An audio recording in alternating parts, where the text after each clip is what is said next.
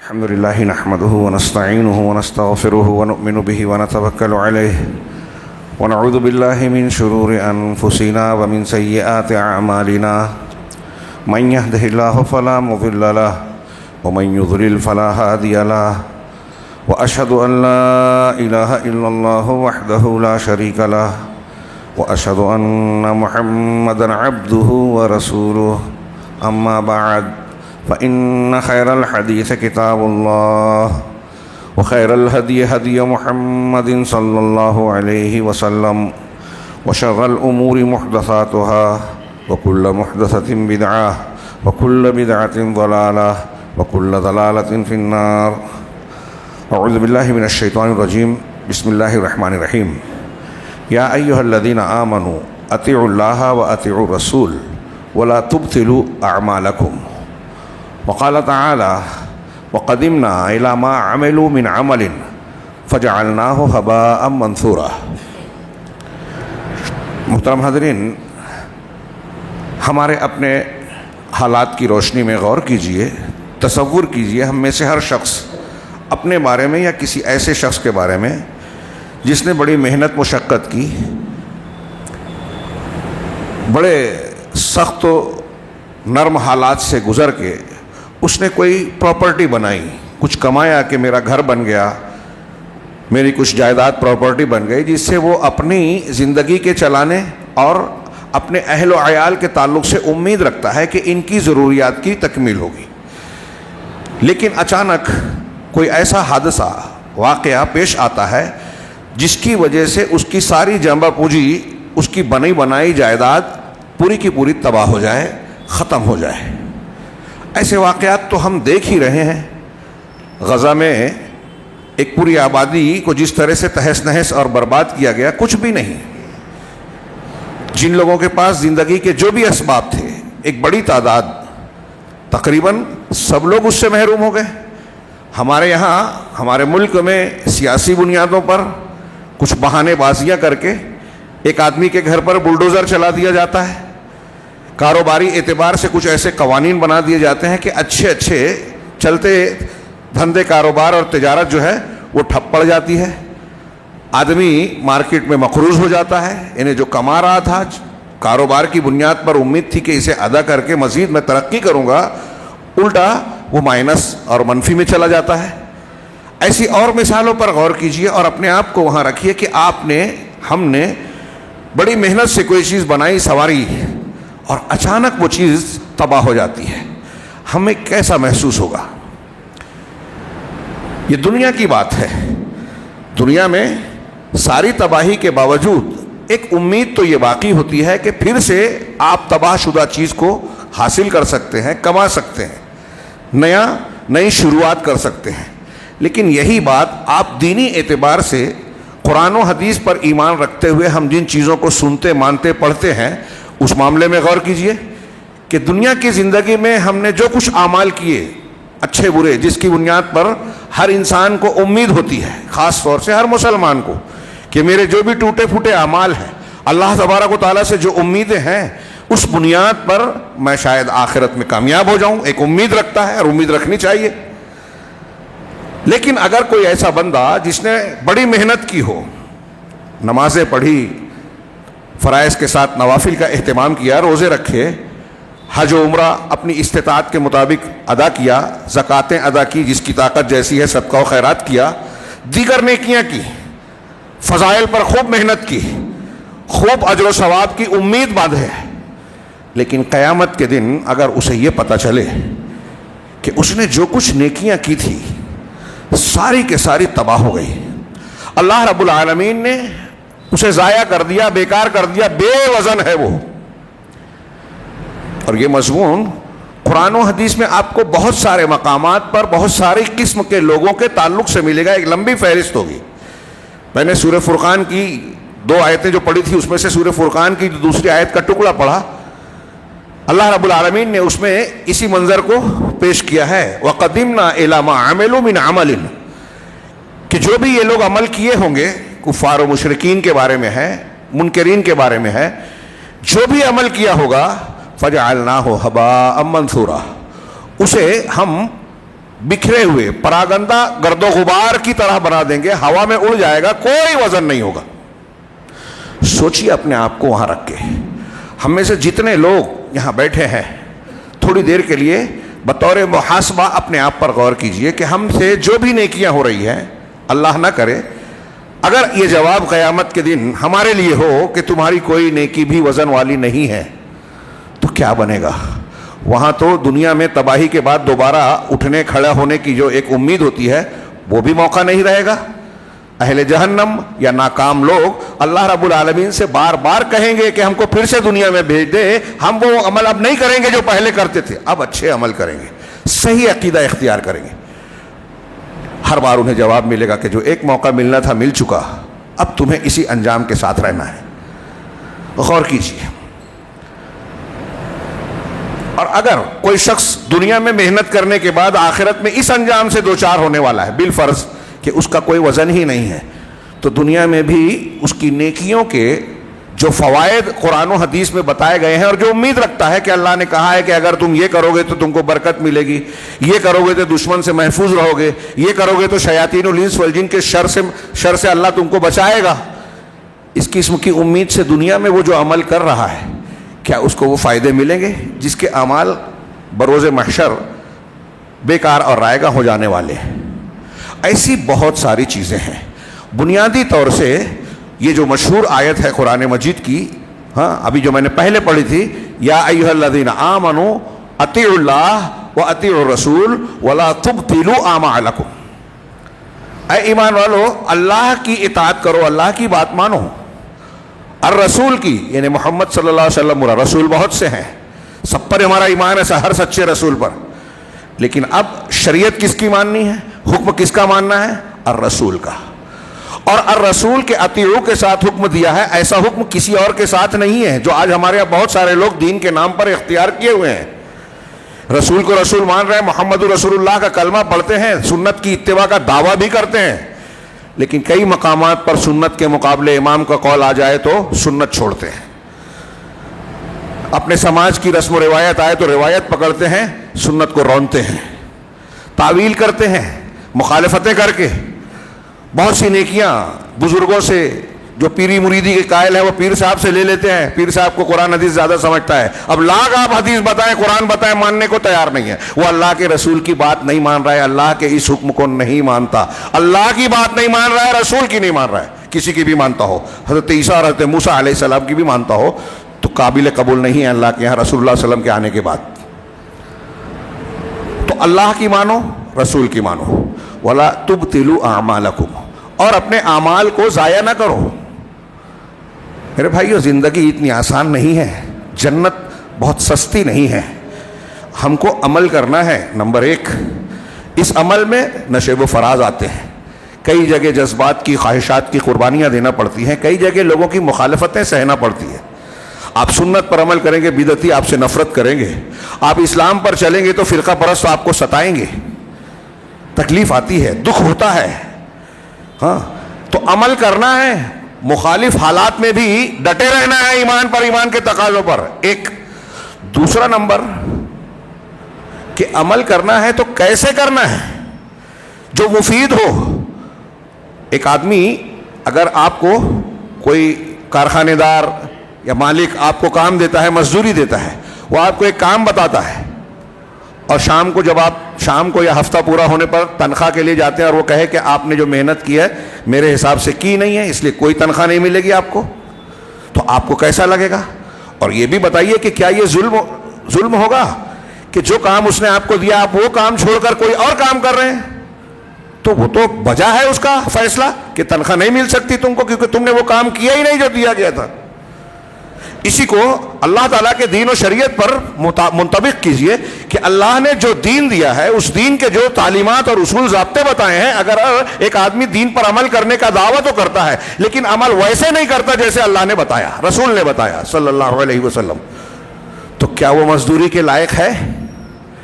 یقیناً نہیں ہے. اور ایسے ہی لوگوں کا معاملہ اللہ کے یہاں خراب ہو جائے گا. تو اب اس آیت کو جو پڑھا ہم نے, دو پہلو سے علماء نے بتایا اختصار کے ساتھ. آپ احسن البیان میں بھی دیکھیے, انہوں نے کہا کہ ایک تو یہ ہے کہ اپنے اعمال کو ضائع کرنے کا معاملہ یہ ہے کہ کوئی انسان محنت مشقت نیکیاں تو کر رہا ہے لیکن اللہ اور رسول کے دین کے مطابق نہیں کر رہا ہے.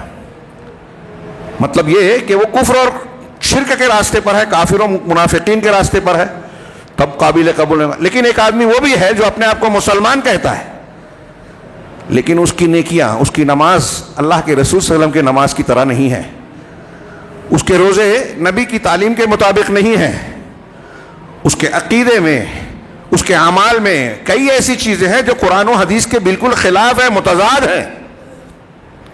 تو محنت کر کے بھی اسے اس کی محنت کا محنتانہ نہیں ملے گا کیونکہ وہ اس کا حقدار ہی نہیں ہے. اس نے زندگی ویسے نہیں گزاری جیسے رب چاہتا تھا, جیسے رب نے حکم دیا. اب اس بنیاد کو سامنے رکھیے بنیادی اصول کے طور پر, اور چند مثالیں خطبہ جمعہ کے محدود وقت میں, بہت ساری نہیں, میں ایک دو چیزیں خاص طور سے اپنے ماحول میں آخر میں پیش کرنا چاہتا ہوں. چند مثالیں لیجئے کہ کن چیزوں سے اعمال برباد ہوتے ہیں. ایک تو بہت مشہور چیز ہے کہ اگر شرک کیا جائے تو عمل برباد ہو جاتے ہیں.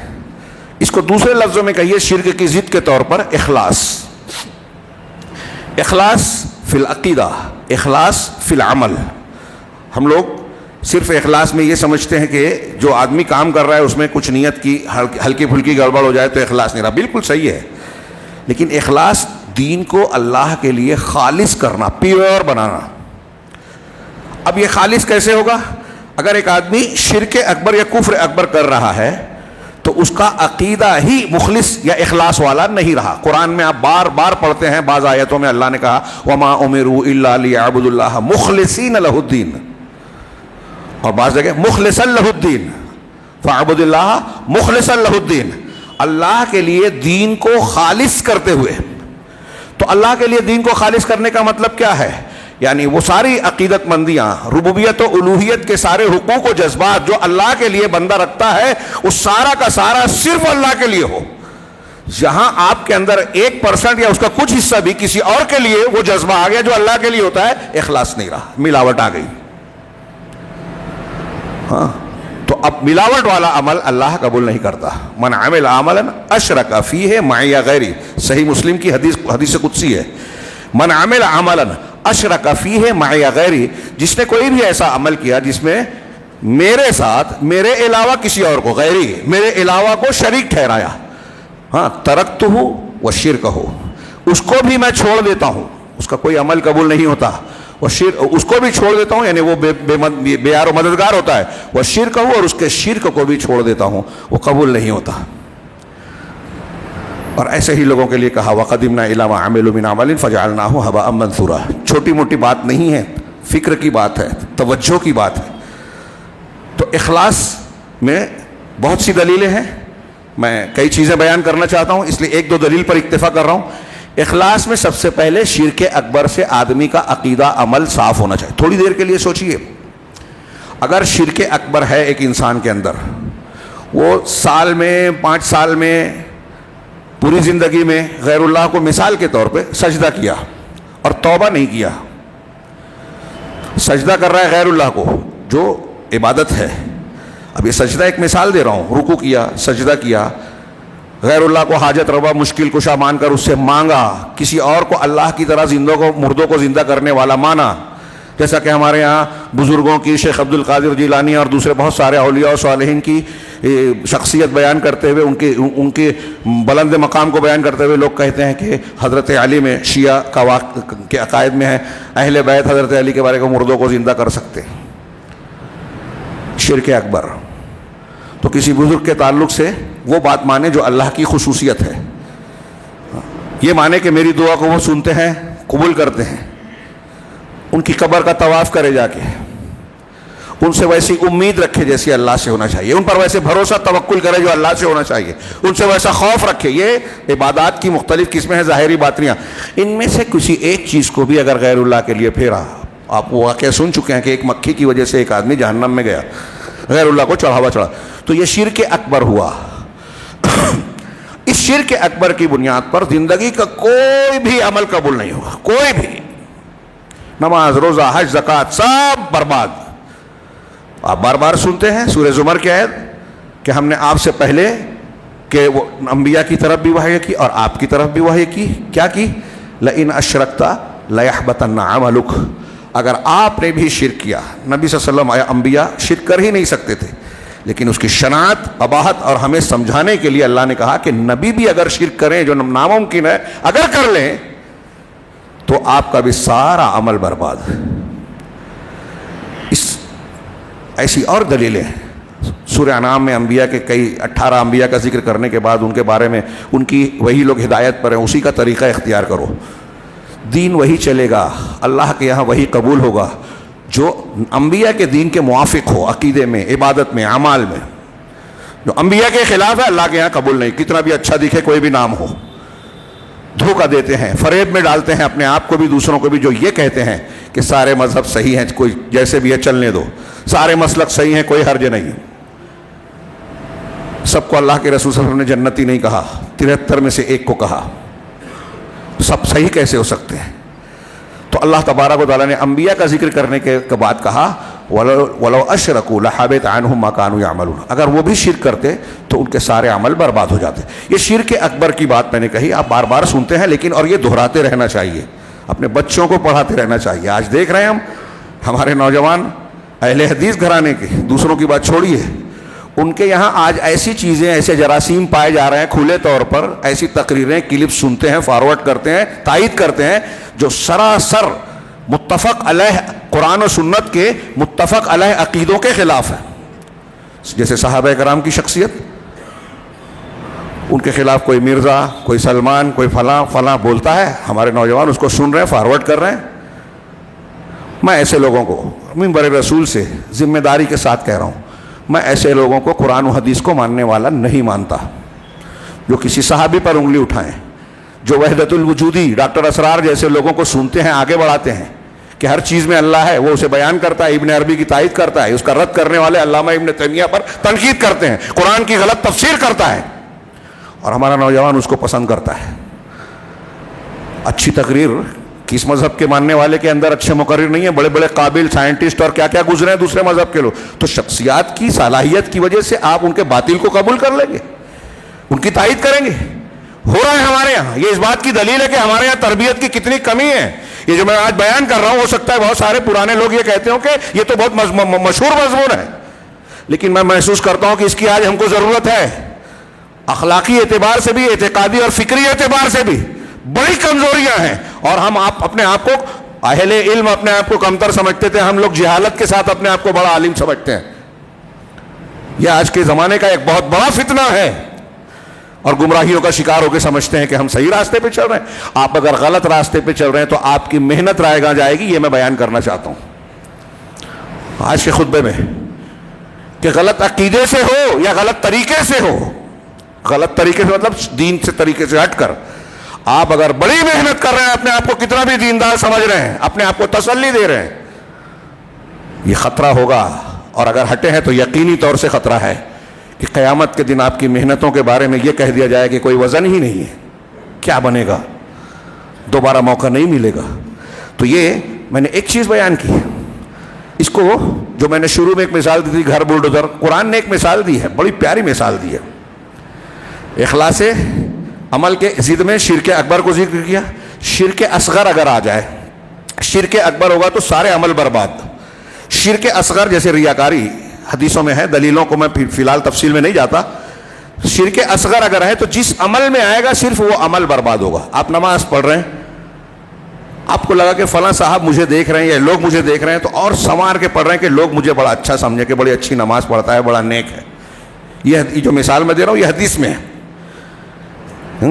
کہ آدمی کسی کی نگاہ کی وجہ سے اپنی نمازوں کو سنوارے، لوگ دیکھ کے مجھے پسند کریں گے، تعریف کریں گے، یا کسی نیکی کے کرنے سے اللہ کا اجر و ثواب اور آخرت کے اجر و ثواب کے بجائے ہم آپ یہ امید رکھیں کہ فلاں دنیا کا فائدہ مجھے ملے گا، مجھے فلاں جگہ نوکری مل جائے گی. جب اس کو دیکھے گا کہ یہ بڑا نمازی ہے، بڑا پابند ہے، نیک ہے، نوکری مل جائے گی. یہ میں چھوٹی مثال دے رہا ہوں. بڑی بڑی دکانیں چل رہی ہیں. اب تو لوگ سیاست ہو، دنیا کے کاروبار کرنے ہو، نذرانے اور تحفے بٹورنے ہو تو دینداری کا مظاہرہ کرتے ہیں، دین کی دکان چلاتے ہیں. اور کچھ تو شرک بانٹتے ہیں، گنڈا تعویذ، پھونک جھاڑ، جادو ٹونا. لوگ پیسے بھی دیتے ہیں، ایمان بھی دیتے ہیں. اور چل رہا ہے یہ، دوسروں کی بات چھوڑیے، اپنوں میں چل رہا ہے. بہت حیرت کی بات ہے، فکر اور افسوس کی بات ہے. اور یہ یاد رکھیے، شاید تذکرہ نہ کر پاؤں، ہم پر اور آپ پر جو مصیبتوں کا پہاڑ ٹوٹا ہے، دشمن مسلط ہو رہا ہے، روز نئی مصیبت، ایسی خبر جس سے اہل نظر کو تکلیف ہوتی ہے، نیند اڑ جاتی ہے. گھر والے بے گھر ہو رہے ہیں، نوکری والے بے روزگار ہو رہے ہیں، گھروں میں فاقہ کشی ہے. اس میں ہمیں اپنے دین پر عمل کرنے کا خطرہ ہے. ہماری اوقاف خطرے میں، ہماری مسجدیں خطرے میں، ہماری اولاد خطرے میں ہے کہ کب کسی الزام میں اٹھا لیا جائے، گرفتار کر لیا جائے. یہ ساری جو مصیبتیں، اندیشے، پریشانیاں ہیں، یہ لکھ لیجئے. آپ مانے نہ مانے، قرآن و حدیث کی دلیلوں سے بالکل ثابت ہے کہ اس کی بنیادی وجہ شرک ہے، بدعت ہے، اللہ اور اس کے رسول کی نافرمانیاں ہیں. 50 دلیلیں، بلکہ سینکڑوں بولیے تو کوئی کم نہیں ہوگی، موجود ہے. تو میں یہی اس کا آخرت میں اڑ جائے، دنیا میں اس کا فائدہ نہ نظر آئے. تو ریاکاری یہ نیت کے خلاف ہے. اگر آپ دکھاوا کر رہے ہیں، دنیا کا کوئی فائدہ چاہ رہے ہیں، شہرت چاہ رہے ہیں کسی نیک عمل کے ذریعے، تو اس کا اجر اللہ کے یہاں نہیں ملے گا. دوسری چیز ہوئی شرک کے بعد بدعت. آپ ایک حدیث بار بار سنتے ہیں، من عمل عملا لیس علیہ امرنا فہو رد. کتنا کھلا فرمان ہے نبی کریم صلی اللہ علیہ وسلم کا کہ جس نے کوئی بھی ایسا عمل کیا جس پر ہمارا حکم نہیں ہے، وہ رد ہے، ریجیکٹڈ ہے، قبول ہی نہیں ہوگا اللہ کے یہاں. اب کتنے لوگ کتنی بدعتیں کر رہے ہیں. یہ خاص موقع پہ بھی محرم گیا، کیا کیا بدعتیں اس میں کی گئی. جو لوگ کرتے ہیں اور کتنے جوش سے کرتے ہیں. ہم ان سے کہیں کہ یہ بدعت ہے تو ناراض ہو جائیں گے، لڑنے کے لیے کھڑے ہو جائیں گے، برا مان جائیں گے، دشمنی ہوگی. حالانکہ وہ دشمنی کے لائق ہیں، اس لیے کہ اللہ اور اس کے رسول کا دین بگاڑ رہے ہیں. چھوٹا موٹا گناہ نہیں ہے. جو دین نہیں ہے اسے دین بنا رہے ہیں، اور جو دین ہے اسے مان نہیں رہے ہیں. روزمرہ کی زندگی میں کتنی بدعتوں پر عمل کرتے ہیں ہم لوگ. نئی نئی دعائیں پڑھتے ہیں، اللہ کے رسول صلی اللہ علیہ وسلم نے نہیں بتائی، بعد میں ایجاد کی ہوئی ہے. میں اسے میڈ ان انڈیا بولتا ہوں. ہاں، وضو کی دعا وضو خانوں پہ لکھی ہوئی ہے، پتہ نہیں یہ دھوئیں تو یہ پڑھیں، فلاں کریں تو فلاں پڑھیں.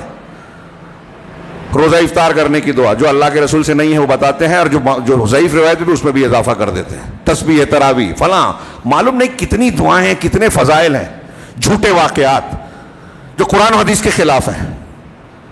تو میں ایک دلیل دیا اور بہت سی دلیلیں ہیں کہ بدعتی کا عمل قبول نہیں ہوتا. یہ ایک قرآن کی آیت جس میں اللہ نے مثال بھی دی ہے سورہ بقرہ میں. اللہ کے راستے میں کوئی آدمی صدقہ و خیرات کرتا ہے، خرچ کرتا ہے. اللہ نے ان سے خطاب کرتے ہوئے اخراجات سورہ بقرہ کے جو تیسرے پارے کی آخری، سورہ بقرہ سے آگے پہلے کی ختم ہونے سے پہلے کی 2-3 رکوع پڑھیے. انفاق اور پیسے، ربا، سود، انفاق، قرضہ، کیا کہتے ہیں، لین دین، جو قرض کی لین دین کا، ان احکامات کو بیان کیا. اسی کے بیچ میں انفاق کا ذکر کرتے ہوئے اللہ نے کہا یا ایھا الذین آمنوا لا تبطلوا صدقاتکم بالمن والاذی. اے ایمان والو، اپنے صدقہ و خیرات کو احسان جتا کر اور تکلیف دے کر ضائع مت کرو. میں نے آپ کو صدقہ و خیرات دیا، کچھ مدد کی، اب تانے دے رہا ہوں کہ میں نے اپنے ٹکڑوں پہ تجھ کو ایسا کیا اور ویسا کیا، میرے ٹکڑوں پر پڑ رہا ہے. آپ اللہ ہیں، رزاق ہیں، یا میں ہوں؟ نعوذ باللہ. تو من احسان جتانا کہ میں نے ایسا کیا تمہارے ساتھ، میں نے ویسا کیا تمہارے ساتھ، احسان جتانا. اس آیت سے پتہ چلا کہ آپ صدقہ و خیرات کرنے کی ہے، بہت بڑی نیکی ہے، اچھی بات ہے. لیکن اگر آپ احسان جتا رہے ہیں، جس کو دے رہے ہیں اس کو بعد میں ذہنی، نفسیاتی کسی بھی قسم کی تکلیف اور اذیت دے رہے ہیں تانا کشی کر کے، تو آپ اپنے صدقات کو ضائع کر رہے ہیں. اللہ نے جو آگے مثال دی ریاکار کی، کالذی ینفق مالہ رئاء الناس، یہ اس شخص کی طرح ہوگا جو اپنے مال کو لوگوں کے دکھاوے کے لیے خرچ کرتا ہے. منافقین، مشرکین کا یہ شیوہ ہوتا ہے، مومنین کا نہیں. لیکن ہم بھی اس بیماری کا شکار ہوتے ہیں. بڑی غیر محسوس بیماری ہے ریاکاری، اور اس قسم کے جذبات دل میں آتے ہیں. یہ برائی کی طرف دکھتی نہیں ہے کہ لوگ اصلاح کریں. آپ ایک گناہ ایسا کرتے ہیں کہ لوگوں کی نظر میں آتا ہے تو وہ نصیحت کرے گا، سمجھائے گا، آپ کو خود شرم آئے گی. لیکن ریاکاری کا آپ اندر سے جذبہ رکھتے ہیں تو باہر والوں کو پتہ نہیں چلے گا، اور اگر عادت پڑ گئی تو آپ کو بھی اس میں مزہ آنے لگتا ہے. یہ شیطان کا بڑا خطرناک نسخہ ہے. اسی لیے اللہ کے نبی صلی اللہ علیہ وسلم نے فرمایا کہ اخوف ما اخاف علیکم. صحابہ سے کہا اللہ کے رسول صلی اللہ علیہ وسلم نے کہ تم پر جس بات کا مجھے سب سے زیادہ ڈر ہے وہ شرک اصغر ہے. اخوف ما اخاف علیکم الشرک الاصغر. پوچھا وہ کیا ہے؟ کہا ریا. یہ اندر کی بیماری ہے، دکھائی نہیں دیتی، اور اچھے اچھے لوگ ہم میں سے اس کا شکار، اللہ ہمیں بچائے، شکار ہو جاتے ہیں. تو اللہ نے کہا کہ اس شخص کی طرح جو لوگوں کے دکھاوے کے لیے خرچ کرتا ہے، اپنے مال کو خرچ کرتا ہے، لیکن وَلَا يُؤْمِنُ بِاللَّهِ وَالْيَوْمِ الْآخِرِ، اللہ پر اور آخرت کے دن پر ایمان نہیں رکھتا. جب اللہ اور آخرت پر ایمان نہیں ہے تو نیکی کرنے کا اجر و ثواب کی امید رکھنے کے بجائے دنیا میں اس کا بدلہ چاہتا ہے، ہاں دنیا میں نام شہرت چاہتا ہے. تو آگے جو اللہ نے مثال دی ایسے تمام لوگوں کے لیے بڑی شاندار غضب کی مثال اللہ کی بیان کرتا ہے. فَمَثَلُهُ كَمَثَلِ صَفْوَانٍ عَلَيْهِ تُرَابٌ، اس کی مثال ایسے ہی ہے جیسے ایک بڑا چکنا پتھر، صفوان چکنا صاف پتھر، فَأَصَابَهُ وَابِلٌ عَلَيْهِ تُرَابٌ، اس پتھر پہ کچھ مٹی جم گئی، مٹی کی تہ آ گئی. ایک پتھر ہے جو چکنا ہے اور اس پر کچھ مٹی جم گئی. اللہ نے فرمایا فَأَصَابَهُ وَابِلٌ، اب اس کو بارش لاحق ہوئی، مہ اوپر برس گئی، پانی برس گیا. ہاں فَتَرَكَهُ صَلْدًا، جب بارش برسی تو مٹی بہہ گئی اور پھر وہ چکنا صاف سخت پتھر بن گیا. تو اب ایک آدمی نے اس میں بیج ڈالا تھا کھیتی کے لیے کہ یہاں میں بیج ڈالوں گا تو پودا اگے گا، فصل اگے گی. بڑی محنت کی، اس میں دیکھ بھال کی، کھاد ڈالی، محنت کی، لیکن جیسے ہی بارش کا پانی آیا نہ صرف اس کا بیج بلکہ پوری مٹی صاف ہو گئی. لا يقدرون على شيء مما كسبوا، جو کچھ کمایا تھا، یعنی ان ریاکاروں کو اپنی کمائی میں سے کچھ بھی ہاتھ نہیں آیا، کچھ بھی ہاتھ نہیں پڑا، سب ضائع ہو گیا.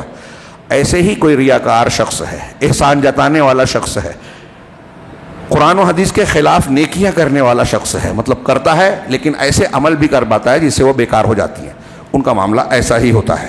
ہاں یہ اللہ رب العالمین، ایک دو تین فرامین پڑھ کے میں ایک آخری روایت پیش کرنا چاہوں گا.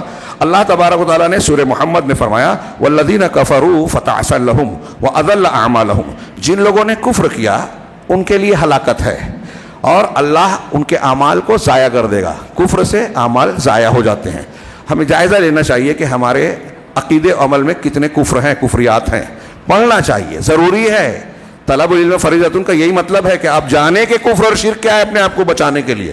چنانچہ ذالک بانہم، آگے اللہ نے بتایا یہ اس لیے ہے، ذالک بانہم کرہوا ما انزل اللہ فاحبط اعمالہم، یہ اس وجہ سے ہے کہ اللہ نے جو دین تعلیم اتاری ہے اسے ان لوگوں نے ناپسند کیا تو اللہ نے ان کے اعمال کو برباد کر دیا.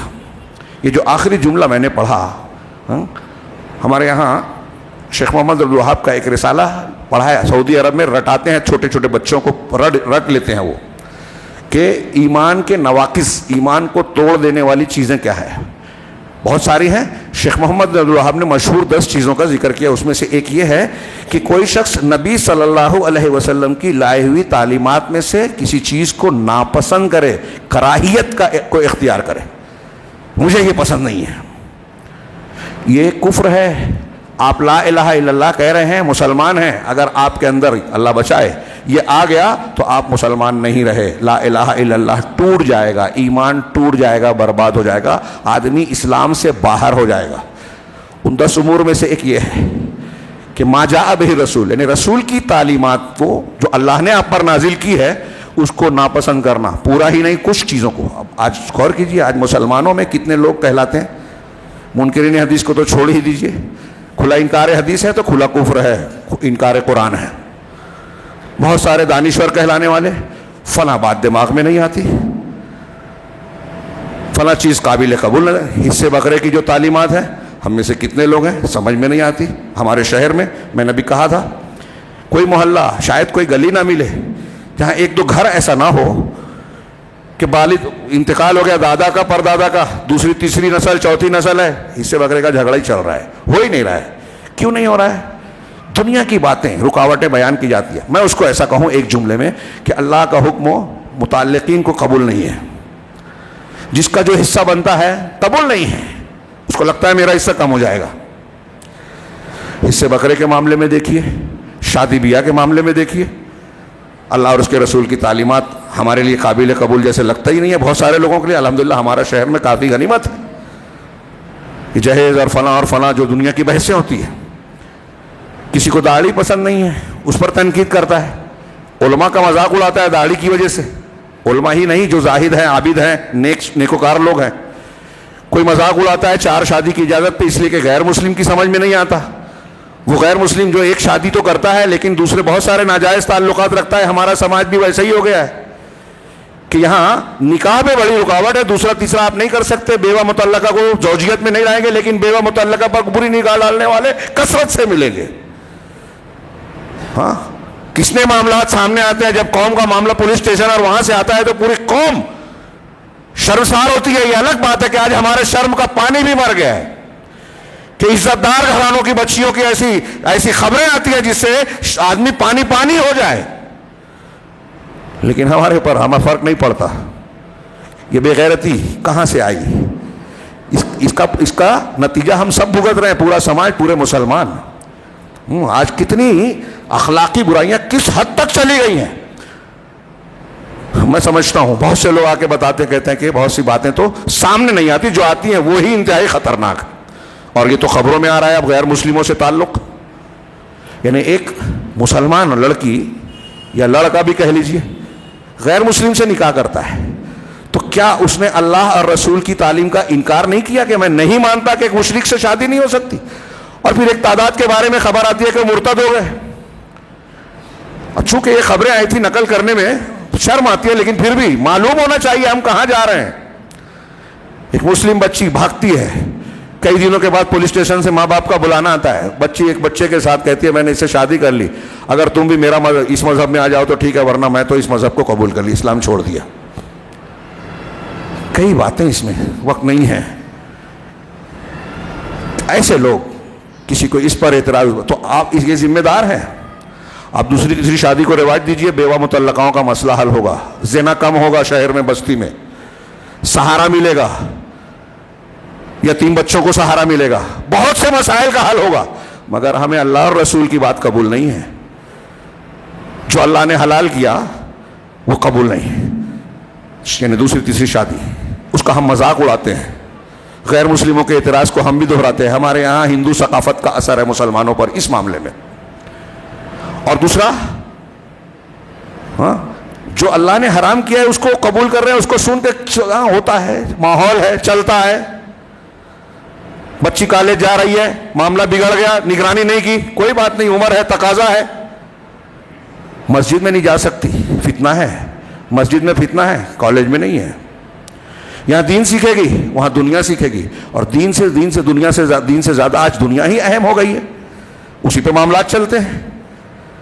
تو جو اللہ نے کہا یہ اس لیے ہے ان کے اعمال کہ انہوں نے اس چیز کو ناپسند کیا جو اللہ نے اتارا.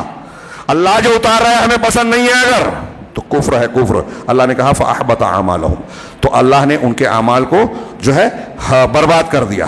یہاں اور بھی کئی مثالیں ہیں منافقین مشرکین کے بارے میں، آپ جگہ جگہ پائیں گے قرآن میں کہ ان کے اعمال دنیا اور آخرت میں تباہ ہو گئے. ایک آیت یا ایھا الذین آمنوا سورہ حجرات کی ابتدائی آیتوں میں سے ہے، آیت نمبر 2. یا ایھا الذین آمنوا لا ترفعوا اصواتکم فوق صوت النبی، اے ایمان والو اپنی آوازوں کو نبی کی آواز کے اوپر مت اٹھاؤ، اونچی نہ کرو. ولا تجہروا لہ بالقول، اور اونچی آواز سے تم بات نہ کرو جیسے ایک دوسرے سے بات کرتے ہو. ایسا نہ ہو کہ ان تحبط اعمالکم وانتم لا تشعرون، تمہارے اعمال برباد ہو جائے اور تم کو اس کا احساس بھی نہ ہو. غالباً ثابت بن قیس نام ایک صحابی، ان کی آواز نیچرل میں یعنی آہستہ بھی وہ کہتے تھے تو بہت تیز نکلتی تھی، تو فطری طور سے تیز آواز تھی. یہ آیت جب نازل ہوئی تو گھر بیٹھ گئے، گھر سے نکلتے ہی نہیں تھے، روتے رہتے تھے. اللہ کے رسول صلی اللہ علیہ وسلم نے ایک دن پوچھا کہ ثابت نظر نہیں آتے، کیا بات ہے؟ تو میں خبر لے کے آتا ہوں. ان کے گھر گئے، پوچھا کیا بات ہے؟ یہ آیت پڑھی، کہا اللہ نے یہ اتارا اور میں اللہ کے رسول صلی اللہ علیہ وسلم کے سامنے تیز آواز میں باتیں کرتا تھا تو میرے تو اعمال برباد ہو گئے، میں جنت میں جانے سے محروم رہوں گا. اللہ کے نبی صلی اللہ علیہ وسلم کو آ کے صحابی نے بتا، کہا کہ ان کہو کہ تم اس سے مراد نہیں ہو، تم جان بوجھ کے تیز آواز کرتے نہیں ہو اور تم جنتی ہو. شان نزول بتایا. تو یہ تو نبی صلی اللہ علیہ وسلم کی موجودگی کی بات ہوئی. اہل علم نے بیان کیا کہ اگر حدیث رسول آئی ہے، اللہ کے رسول کی حدیث میں بیان کر رہا ہوں آپ کو یا کسی کو، اور وہ کہتا ہے کہ نہیں یہ حدیث ہمارے مسلک کے خلاف ہے، ہمارے امام کے پاس کوئی اور حدیث رہی ہوگی، ہم کو علم نہیں ہے، ان کو علم تھا، اس لیے ان کا یہ مسئلہ تو ہم یہ مانیں گے. تو آپ اللہ کے نبی کی آواز پر دوسرے کی آواز کو بلند کر رہے ہیں. اللہ کے نبی سے, اس آیت سے پہلے والی آیت میں ہے کہ اللہ اور رسول سے آگے نہ بڑھاؤ, اللہ کے رسول سے آپ دوسرے کو آگے بڑھا رہے ہیں. نبی کے مقام کو آپ نے سمجھا ہی نہیں. اسی طرح ایک روایت بہت مشہور ہے کہ 7 ہلاک کرنے والی چیزوں سے بچو. اس کی تشریح کا موقع نہیں ہے. اس میں پہلے نمبر پر شرک ہے, دوسرے پہ جادو ہے. اس پہ میں کچھ کہنا چاہتا تھا لیکن کسی اور موقع سے. ہمارے یہاں آج ہمارے سماج میں, مسلمانوں میں اور بہت کچھ اہل حدیثوں میں جادو ٹونے کی چیزیں بھی چلنے شروع ہو گئی ہے. یہ رقیہ پھونک جھاڑ والا جادو بھی ہوتا ہے اور ایک کچھ چیزوں اور اشیاء کے ذریعے سے بھی ہوتا ہے, دواؤں اور کھانے والی چیزوں کے ذریعے سے بھی. دونوں حرام ہے, کفر ہے. سیکھنا بھی کفر, سکھانا بھی کفر, اس کو کروانا بھی کفر, کرنا بھی کفر, اور اس کو مطلب اس پر یقین رکھنا بھی کفر کہ جادو کو میں مانتا ہوں یا اس کے ذریعے سے یہ مسئلہ حل کرنا چاہیے, کر سکتے ہیں. اس عقیدے کو رکھنا یہ کفر ہے. اسی طرح نفس کا قتل کرنا جس کو اللہ نے حرام کیا. آج ہمارے یہاں قتل عام ہے, خودکشی ہو رہی ہے. یہ بھی ایک ایسا موضوع ہے کہ لمبی چوڑی گفتگو ہونی چاہیے تعلیم و تربیت کے لیے. سوائے حق کے یعنی قصاصاً یا شرعی حق کے مطابق کسی کو قتل کیا جائے تو وہ مستثنیٰ ہے. اس طرح سود کا کھانا سنگین جرم, جسے قرآن نے کسی اور جرم کے بارے میں نہیں کہا بلکہ سود کے بارے میں کہا کہ اگر کوئی اب بھی سودی لین دین چھوڑتا نہیں ہے تو اللہ اور اس کے رسول سے جنگ کا اعلان کر دے. میں اکثر کہتا ہوں کہ آج ہماری قوم جیب میں سود کے جواز کا فتویٰ لے کے گھوم رہی ہے. بیمہ کمپنی کا ایجنٹ ہو, بینک کا کلیکٹر ہو یا بینک کا کام کرنے والا ہو, بولتا ہے مولوی صاحب نے فتویٰ دیا. مولوی صاحب کے فتوے سے اللہ اور رسول کے حرام کی ہوئی چیز حلال ہو جائے گی؟ انہیں جرم پر یہ جرم ہے کہ آپ ایک حرام چیز کر رہے ہو اور پھر اس حرام کو حلال بنانے کے لیے مزید ایک جرم کر رہے ہو, شریعت بدل رہے ہو. یہ کفر ہے اور اس کی اتنی سنگینی ہے کہ اللہ نے کہا کہ اللہ اور رسول سے جنگ کا اعلان کر دو اگر سودی لین دین نہیں چھوڑتے تو تم تمہاری طرف سے جنگ کا اعلان ہے. بعض لوگوں نے ضعیف کہا لیکن علامہ البانی نے بعض سرخ سے مقبول روایت کہا, وہ روایت جس میں کہا کہ سود کے 70 درجات ہیں, اس میں سب سے ہلکا یہ ہے کہ آدمی اپنے ماں کے ساتھ بدکاری کرے. کتنی سنگین, کتنی گھناؤنی چیز ہے. وہ آج ہمارے یہاں عام ہے. تو میں یہ بھی کہتا ہوں کہ ہم اللہ اور رسول کو جنگ کا اعلان کریں, اللہ سے جنگ کا اعلان کریں, اور پھر فلسطین میں, ہندوستان میں کسی مقام پر مسلمانوں کے ساتھ زیادتی ہو تو قنوت نازلہ پڑھیں کہ اللہ ہماری مدد کر. تو ایک طرف جنگ کا اعلان کر رہے ہیں, دوسری طرف مدد کیسے آئے گی؟ حرام خوری کی بہت سی شکلیں, سود کی بہت سی شکلیں آج ہمارے سماج میں. جو بینکنگ سسٹم نظام ہے میں نے سنا کہ ہمارے شہر میں ایسے پرائیویٹ طور پر بہت سارے لوگ, یہاں تک کہ خواتین اور عورتیں پائی جاتی ہیں جو سودی قرضہ دیتے ہیں اور طاقت کے زور پر اسے وصول بھی کرتے ہیں گنڈوں کے ساتھ مل کے. جہاں ایسی چیزیں عام ہو, اللہ کی رحمتیں نہیں آئے گی اور قیامت کے دن کیا بنے گا. اس میں یتیم کے مال کھانے کا ذکر ہے, مقابلے کے دن پیٹھ بتانے کا, اور مومنہ خواتین جو پاک دامن عورتیں ہیں ان پر الزام تراشی. یہ سب 7 ہلاک کرنے والی چیزیں, اس کی اپنی تشریح ہے, اس کا تقاضا ہے کہ اللہ کے رسول نے بطور خاص بہت سی چیزیں ان 7 کا ذکر کیا. یعنی بہت بڑی ہے, یہ اہم ہے, اس کو ذہن نشین رکھنا چاہیے.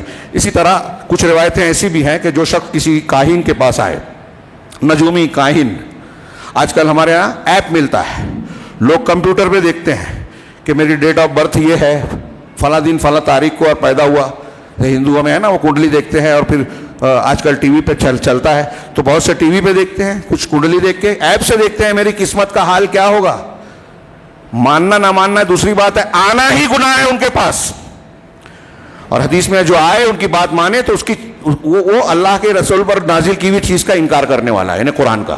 اور بعض روایتوں میں یہ ایک روایت ہے کہ جو کاہن کے پاس آئے, عراف کے پاس آئے, اس سے کچھ پوچھے تو 40 دن کی اس کی نماز قبول نہیں ہوگی, یعنی اس کا اجر و ثواب نہیں ملے گا.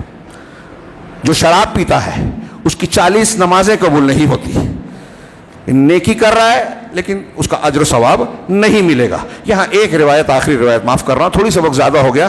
حضرت ثوبان سے روایت ہے, وہ کہتے ہیں موجودہ حالات میں, یہ موبائل جو خاموشی سے چوری چھپ کے موبائل کا استعمال یا اور گناہ جو کرتے ہیں, اس تناظر میں اس حدیث کو دیکھیے کہ وہ کہتے ہیں اللہ کے رسول صلی اللہ علیہ وسلم نے فرمایا لَأَعْلَمَنَّ أَقْوَامًا مِّنْ أُمَّتِي, میں اپنے امت کے کچھ ایسے لوگوں کو یقینی طور سے جانتا ہوں, یأتون یوم القیامت بحسنات, جو قیامت کے دن بہت سی نیکیاں لے کے آئیں گے. کیسی نیکیاں؟ امثال جبال تہامہ بیزن, وہ تہامہ کے, حجاز کے پہاڑوں کے مقابلے میں جنوبی حصے میں جو بہار سے ان کا تہامہ کے پہاڑوں کے جیسے ہوں گے، بیدن چمکدار، روشن، صاف، یعنی بڑے بڑے پہاڑ کی شکل میں نیکیاں لے کر آئیں گے. فضائل پہ بہت عمل کیا ہوگا. کہا لیکن کہہ رہے ہیں فَيَجْعَلُهَا اللَّهُ هَبَاءً مَنْثُورًا، اللہ انہیں ہباء منصور جو اب قرآن کی آیت میں تھا، انہیں بکھری ہوئی پراگندہ گرد و غبار کی طرح بنا دے گا. قال ثوبان، تو صحابی رسول حضرت ثوبان رضی اللہ تعالیٰ نے کہا یا رسول اللہ صفہم، ہاں وجلہم لنا، صفہم لنا جلہم لنا، اللہ کے رسول ان کی صفت بیان کیجئے، وہ کون ہوں گے اور ان کی وضاحت کیجئے. تجلیہ سے ہے یہ. ہاں اللہ نکون منہم ونحن لا نعلم، ایسا نہ ہو کہ ہم نہ جاننے کی وجہ سے ان لوگوں میں شامل ہو جائیں، تو ہم ان میں سے نہ ہو، اس لیے بتائیے کہ وہ کون لوگ ہوں گے. آپ نے فرمایا قالا، یہ کافر و مشرکوں کی بات نہیں ہے. اللہ کے رسول نے فرمایا اما انہم اخوانکم ومن جلدتکم، سنو وہ تمہارے بھائی ہوں گے، ومن جلدتکم، اور تمہاری ہی جنس سے ہوں گے، فرشتے ملائکہ سے نہیں، تمہارے بھائی ہوں گے، مطلب اپنے آپ کو مسلمان کہیں گے، اسلام پر چلنے کے دعوے دار ہوں گے. ہاں تو کیا ہوا وَيَأْخُذُونَ مِنَ اللَّيْلِ كَمَا تَأْخُذُونَ، اور رات میں کچھ حصہ وہ ایسے ہی لیں گے جیسے تم لیتے ہو، یعنی اللہ کے لیے کچھ عبادت کریں گے. اب رات میں خصوصی عبادت کرنے والا فرائض پر تو عمل کرے گا ہی، مطلب یہ نوافل ہے، تہجد پڑھ رہا ہے، یعنی تہجد گزار ہے، تمہاری طرح رات میں بھی کچھ عبادت کرتا ہے، وہ یہ مراد ہے. لیکن وَلَكِنَّهُمْ أَقْوَامٌ، لیکن یہ ایسے لوگ ہوں گے اِذَا خَلَوْا بِمَحَارِمِ اللَّهِ انتہکوها، کہ جب اللہ کی حرام کی ہوئی چیزوں سے خالی ہوں گے، تنہائی میں ہوں گے، تو اللہ کی حرام کی ہوئی چیزوں کی کو پامال کریں گے، اس کے حدود کو توڑ دیں گے، پھاند لیں گے. غور کیجئے اللہ کے رسول کیا کہہ رہے ہیں. مسلمان ہیں، بھائی ہیں، بظاہر دیندار ہیں، رات میں نیکیاں کر رہے ہیں، عبادت کر رہے ہیں، لیکن تنہائی میں جب موقع ملتا ہے ہم اپنا جائزہ لیں اپنے سماج کا. ہمیں جتنے بھی ہیں، میں اپنے آپ کو بھی شامل کر رہا ہوں، اللہ ہمیں نیک بنائے. کیا ہماری تنہائیاں اللہ کے ڈر اور اس کی عظمت سے معمور ہوتی ہیں؟ تنہائیوں میں شیطان کے وسوسے، اس کے شرور سے، گناہ کے مواقع سے ہم اپنے آپ کو، اپنے دامن کو بچا کر اللہ کا فرما بردار بنا کر رکھتے ہیں کہ اللہ ہمیں دیکھ رہا ہے. یہاں کیسے آئے گا یہ جذبہ؟ یہ میں نے جو عرض کیا، کتنی تقریریں ہو رہی ہیں، کتنی باتیں ہوتی ہیں، یہ جمعہ کے خطبے، لیکن ایسا لگتا ہے کہ ہم سب رسم کے طور پر ادا کریں، کوئی فرق نہیں پڑتا کسی کو. اور اسی لیے ایسی حکومتیں ہم پر بن گئی ہے کہ پورا ہندوستان چلا رہا ہے، چیخ رہا ہے کہ یہ نہیں ہونا چاہیے، غلط ہے. کوئی فرق نہیں پڑتا کیونکہ ہم ایسے ہیں. اور قرآن حدیث کا اصول کہتا ہے، علامہ ابن قیم کی زبان میں اعمالکم حکامکم، تمہارا عمل ہی تمہارا حاکم ہے. جیسے ہمارے عمل ہے، جیسے ہمارا رویہ ہے، ہمارے اوپر ایسے حکمراں مسلط ہوں گے. ظالم، نہ سننے والے، صحیح بات کو قبول نہ کرنے والے. ہم بھی سن رہے ہیں، مانتے نہیں ہیں. ہمارے بچوں کے لیے تعلق ہے، میں اپنی بات بھی کروں، ہمارے اپنے گھروں میں چھوٹا بچہ ضد کرتا ہے موبائل نہیں، ہم جانتے ہیں، تقریر کرتے ہیں، بولتے ہیں کہ ان کو اچھی چیزیں بتانا چاہیے، یہ چیزیں نہیں دینا چاہیے، لیکن ہم دیتے ہیں. ایسے ہی دوسرے معاملات میں بھی ہمارا معاملہ ہے.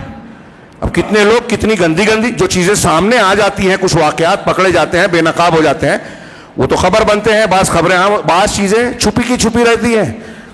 تو سوچئے ہمارے سماج میں کتنی گندگیاں آ چکی ہیں. اور جو لوگ اس قسم کی تنہائیوں میں موبائل کا غلط استعمال کر رہے ہیں، یا گناہ کا موقع ملنے پر گناہوں کا ارتکاب کر رہے ہیں، کہیں زنا ہو رہا ہے، کہیں بدکاری ہو رہی ہے، کہیں گندی باتیں ہو رہی ہے، غیبت چغلی الگ ہے، یہ چیزیں جہاں ہو رہی ہے، تو ان کے لیے اللہ کے رسول صلی اللہ علیہ وسلم کے اس فرمان پر چونکنا چاہیے کہ نہیں، کہ پہاڑوں کے برابر ہم بہت نیکیاں کر رہے ہیں. ہم یہ تصور کرتے ہیں، آج مسلمانوں کا یہ ہے، تھوڑی نیکیاں کر کے بہت سے گناہ کا جواز مل گیا، اور ہم کو ایسا لگتا ہے کہ تھوڑی نیکیاں، مخصوص وقت کی نیکیاں کر کے ہم نے جنت حاصل کر لی، اللہ معاف کر دے گا. صحابہ کرام کا معاملہ الٹا تھا. بہت ساری نیکیاں کر کے تھوڑی بھی غلطیاں ہو جاتی تھی تو ڈرتے رہتے تھے، ایک غلطی کا کئی سال تک کفارہ ادا کرتے تھے، روتے رہتے تھے. نیکیاں کر کے ڈرتے تھے کہ نیکیاں رد نہ ہو جائے. مثالیں بیان کرنے کا موقع نہیں ہے یہاں. میں عرض کروں گا کہ اس کے لیے ہماری اصلاح کے لیے کیا ضروری ہے. آج بہت زیادہ ضرورت ہے کہ ہم اپنے دلوں میں اپنے بچوں کی تربیت کرتے ہوئے ان کے دلوں میں کوشش کریں کہ اللہ کا خوف آئے. یہ 2-3 آیتیں ہلکی پھلکی. اللہ نے فرمایا ان الذین یخشون ربهم بالغیب لهم مغفرۃ واجر کریم واجر کبیر. سورہ ملک کی آیت کہ جو لوگ اپنے رب سے، اپنے پروردگار سے غائبانہ ڈرتے ہیں، غیب میں ڈرتے ہیں، ہاں جو شخص اپنے رب سے غیب میں ڈرتا ہے یعنی غائبانہ ڈرتا ہے تو ان کے لیے مغفرت ہے اور اجر کبیرہ. دو بات بتائی. ابھی میں جس خطبے میں جن لوگوں کا ذکر کر رہا تھا نیکیاں کر کے گئے, نیکیاں ضائع ہو گئی. اور اس آیت میں اللہ وعدہ کیا کر رہا ہے مومنوں سے, جن کے دل میں خشیت رب ہے, اندر سے اللہ کا ڈر ہے, مغفرت ملے. مطلب جو گناہ ہو گیا وہ معاف ہو جائیں گے, اور جو نیکیاں ہیں اس کا اتنا ہی نہیں, اس سے بڑھا کر اجر دے گا اللہ. دونوں کو موازنہ کیجئے, ٹائم نہیں ہے تفصیل کا. جو گناہ ہیں معاف ہو جائیں گے, جو نیکیاں ہیں اس کو بڑھا کے دے گا, اور جو اس کے خلاف ہیں ان کی نیکیاں ضائع ہو جائے گی. کون سا بدلہ ہم چاہتے ہیں؟ وَأُزْلِفَتِ الْجَنَّةُ لِلْمُتَّقِينَ سورہ قاف کی آیت ہے کہ جنت متقیوں کے لیے قریب کر دی جائے گی, بالکل دور نہیں, غیر بعید. وَهَذَا مَا تُوعَدُونَ لِكُلِّ أَوَّابٍ حَفِيظٍ یہ وہ چیز ہے جنت جو دی جائے گی تو کہا جائے گا یہ وہ چیز ہے جس کا تم سے وعدہ کیا جاتا تھا ہر اس شخص سے جو اواب اور حفیظ ہو, یعنی اللہ کی طرف پلٹنے والا ہو, حفیظ ہو, نیکیوں پر پابندی کرنے والا ہو. ایک دن کیا چھوڑ دیا, جمعہ کے دن آیا غائب ہو گیا, نہیں. رمضان میں نیکیاں کیا بعد میں نہیں, اواب حفیظ ہے, پابند ہے.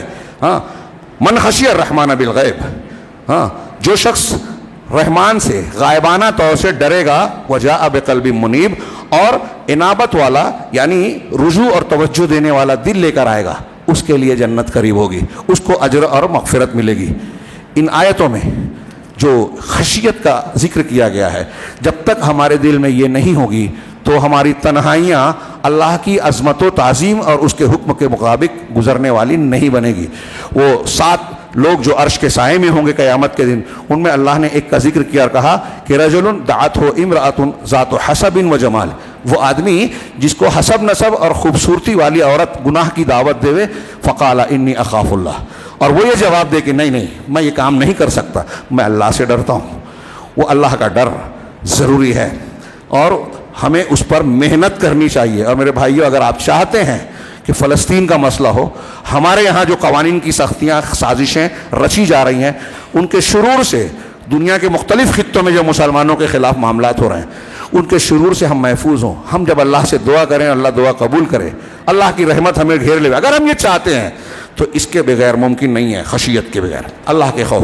اور اللہ کا خوف جب آئے گا تو ہم ان چیزوں سے بچیں گے جس کی بنیاد پر آدمی عمل نہیں کرتا, یا عمل کرتا ہے تو ایسا کرتا ہے جس سے عمل بیکار ہوتا ہے. اللہ تبارک و تعالی ہمیں شریعت کے صحیح تعلیمات کو سمجھنے, اس پر عمل کرنے کی توفیق عطا فرمائے, اور اس کی برکت سے دنیا میں بھی سعادت و کامیابی سے نوازے, عزت دے, اور آخرت میں بھی ہمیں ہر قسم کے عذاب سے محفوظ رکھے. اقول قولی ھذا واستغفر اللہ لی ولکم ولسائر المسلمین وصلی اللہ علی نبینا محمد. بارک اللہ لنا ولکم فی القرآن المجید ونفعنا وإیاکم بالآیات الذکر الحکیم انہ تعالی جواد کریم ملک بر رب رحیم.